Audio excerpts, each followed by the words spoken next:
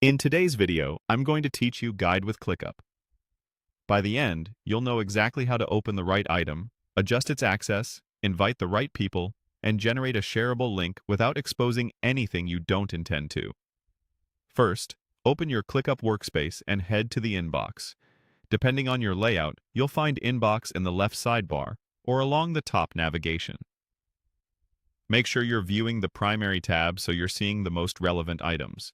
If you work in multiple workspaces, confirm you're in the correct one before continuing, as sharing settings are specific to each workspace. Next, locate and click on the item labeled CSV. In many teams, this label is used for a list, a view, or a document prepared for export or review. Open it fully so you can access its controls. Take a second to confirm it's the correct item by checking the title and any context around it.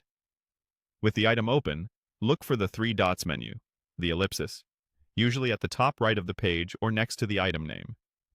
Click that to reveal more options. This menu is where ClickUp tucks away powerful actions, including sharing controls. Choose Sharing and Permissions. This opens a panel where you decide who can access the item and what they can do with it. Think of this as your control center for visibility. If you don't see this option, you may not have the necessary permission to share, and you'll need an admin or owner to adjust your access. In the field provided, start typing the recipient's name or email address. You'll see suggestions for teammates who already exist in your workspace. If you're sharing with someone external, enter their full email address.